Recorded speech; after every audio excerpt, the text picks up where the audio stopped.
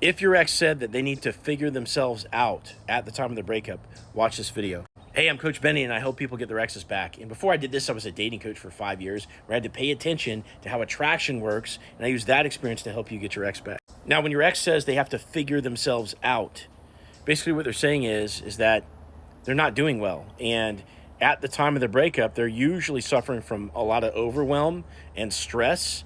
And there's probably some problems that have accumulated in their relationship and also elsewhere in their life.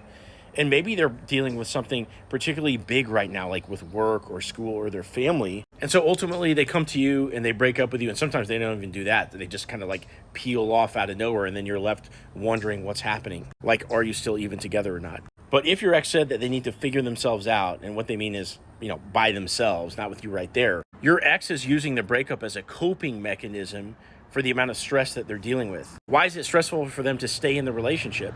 Well, typically speaking, they've grown up with emotionally unavailable parents.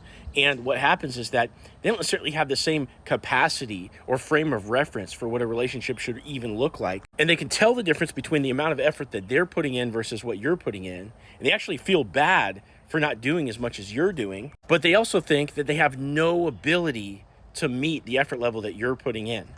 Now, part of this is because, again, they were neglected in childhood, so they don't have the same sort of mental wiring as the rest of us do that have had closer relationships in our childhood. But the other part of it is people with a dismissive avoidant attachment style, which is what we're discussing here, they live their lives oftentimes in an unsustainable way. That is, they're trying to make everybody happy. So friends, people at work, family, they're going to bend over backwards to try to make everyone happy. And a lot of times those people even get prioritized above the effort that they're putting into you in the relationship. So this all comes to a boiling point, and then they, approach you and they say, hey, listen, my mental health is bad. I need to go work on myself. Sometimes they will work on themselves. They'll go find a therapist and they'll take a few months to themselves, and they'll kind of like hole up and take an honest look at their life. But many times, because their parents have systematically dismissed their feelings and have trained them to not be introspective, many times what they're going to do is distract themselves during this time period where